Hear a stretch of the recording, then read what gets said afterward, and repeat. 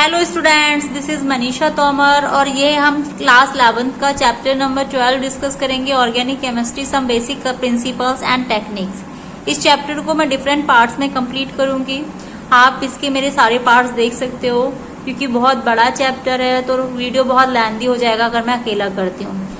Students, यहाँ पे कुछ ऑब्जेक्टिव्स दिए हुए हैं। देखिए, पूरा मैं एनसीईआरटी को कवर अप करूंगी जिसमें ऑब्जेक्टिव्स क्या हैं इस चैप्टर के। इस चैप्टर को स्टडी करने के बाद आपको बताया गया कि आप क्या जान पाएंगे। Understand reasons for tetravalency of carbon and shapes of organic molecules. आप जान पाएंगे right structure of organic molecules in various ways, classify the organic compounds, name of the compounds IUPAC system के अकॉर्डिंग नेम्स आप जान पाएंगे इस chapter से, structure जान पाएंगे।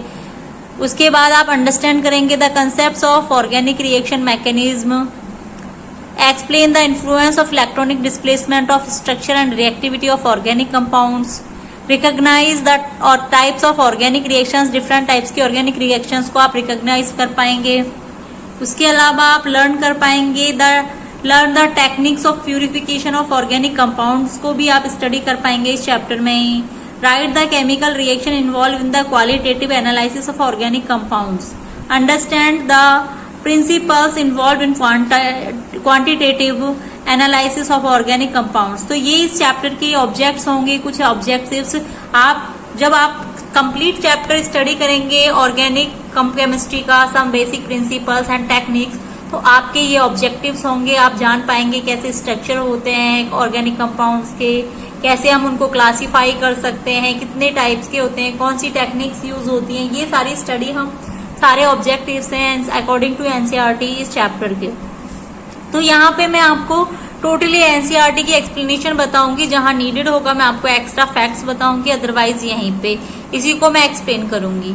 The element carbon has the unique properties called catenation. आप जानते हैं स्टूडेंट्स की जो ऑर्गेनिक केमिस्ट्री होती है, organic chemistry is the chemistry of carbon. Carbon की केमिस्ट्री होती है और इसके ऊपर मैं एक वीडियो ऑलरेडी अपलोड कर चुकी हूँ अपने चैनल पे। आप मेरे चैनल पे जाके देख सकते हो। कार्बन की यूनिक प्रॉपर्टीज के ऊपर भी एक वीडियो मैं आपको ऑलरेडी बना चुकी हूँ। तो यूनिक प्रॉपर्टी होती है कैटिनेशन। कैटिनेशन कहते हैं chain formation due to which it forms covalent bonds with other carbon atoms. It also forms covalent bond with atoms of other elements like hydrogen, oxygen, nitrogen, sulfur, phosphorus and halogens। तो carbon क्या होता है? Carbon के अंदर catenation की property पाई जाती है, यानी चेन फॉर्मेशन कर सकता है, साइक्लिक कंपाउंड बना सकता है, ब्रांचिंग कर सकता है और इसके अंदर कोवलेंट बॉन्ड बनाने की कैपेबिलिटी होती है। ये कार्बन के बीच में बॉन्ड बना सकता है एंड अदर एलिमेंट्स जैसे हाइड्रोजन, ऑक्सीजन, नाइट्रोजन या सल्फर, फॉस्फोरस के साथ बॉन्ड बना सकता है। जिसका रिजल्ट क्या होता है कि ऑर्गेनिक जो कार्बन की स्टडी है, कार्बन के कंपाउंड्स हैं, उनको एक डिफरेंट ब्रांच में रखा गया है जिसको हम क्या बोलते हैं? Organic chemistry. तो ऑर्गेनिक केमिस्ट्री क्या होती है? The branch of chemistry in which we studied about carbon and its compounds, that is called organic chemistry. अब देखिए, इस यूनिट में हम पढ़ेंगे basic principles and techniques of analysis required to understand the formation and properties of organic compounds के बारे में। कौन सी टेक्निक यूज होती है, कौन सी प्रिंसिपल्स यूज होते हैं ऑर्गेनिक कंपाउंड से, उन सबकी इसी चैप्टर में हम स्टडी करेंगे। सबसे पहले बात करेंगे हम जनरल इंट्रोडक्शन की बात करें तो ऑर्गेनिक केमिस्ट्री, जो organic compounds are vital for sustaining life of earth and include complex molecules like genetic information bearing carboxylic acid, DNA and proteins that constitute essential compounds of our body, muscles and skin।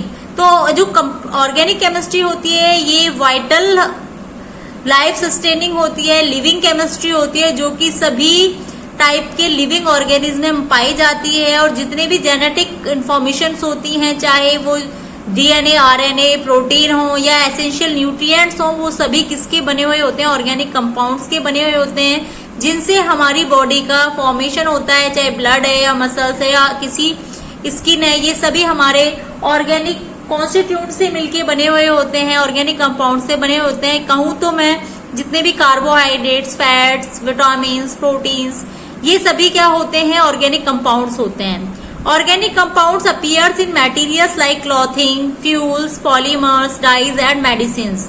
कहाँ कहाँ use होती है organic compounds का use?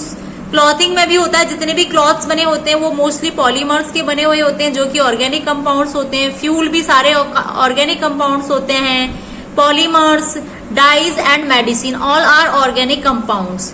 These are some the important areas of applications of these compounds. अगर आपसे पूछे what is the importance of organic chemistry तो आप कहेंगे इसकी कोई लिमिट नहीं है, ये everywhere organic chemistry is present either in living beings और in non living beings.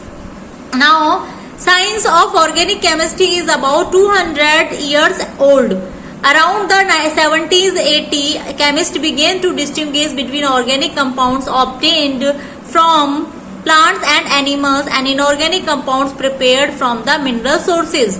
70-80s के अराउंड ही क्या होता था, ऑर्गेनिक कंपाउंड्स को लिविंग बीइंग्स के यानी प्लांट्स और एनिमल्स से ऑब्टेन करने लगे थे और इनऑर्गेनिक कंपाउंड्स को मिनरल सोर्सेज से ऑब्टेन करने लगे थे।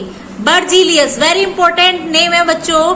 बर्जीलियस एक स्वीडिश केमिस्ट थे जिन्होंने एक थ्योरी दी थी ऑर्गेनिक केमिस्ट्री के ऊपर, that is called vital force theory. Vital force theory ये इनकी बहुत ही फेमस थ्योरी थी और ये बहुत ही इंपॉर्टेंट थ्योरी थी ऑर्गेनिक कंपाउंड्स के बारे में। और ये थ्योरी कहती थी बर्जीलियस की कि जो ऑर्गेनिक कंपाउंड्स होते हैं they are only present in living beings.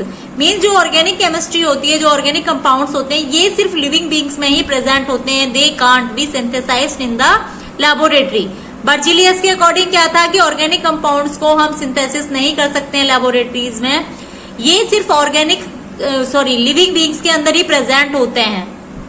But ये बात इनकी आगे जाके क्या हो गई, फेल हो गई, क्योंकि 1828 याद रखें बच्चों, 1828 में एफ वॉलर एक सिंथेसिस कर रहे थे, सिंथेसाइज कर रहे थे ऑर्गेनिक कंपाउंड्स को, जिसका नाम था यूरिया। एक्चुअली वॉलर भी कोई ऑर्गेनिक कंपाउंड सिंथेसाइज नहीं कर रहे थे, ये by mistake organic compound urea का सिंथेसिस हो गया था। ये एक रिएक्शन कर रहे थे, अमोनियम साइनाइड को हीट कर रहे थे, तो उनसे उन्हें एक ऑर्गेनिक कंपाउंड मिला जिसका नाम था urea. This was the first organic compound which was synthesized in the laboratory. NH2CO, NH2 is the urea, जो कि इनऑर्गेनिक कंपाउंड से सिंथेसाइज किया गया, जिसका नाम है अमोनियम साइनेट को हीट करने से यूरिया ऑब्टेन होता है। और इसकी डिस्कवरी किसने की थी? एफ वॉलर ने की थी।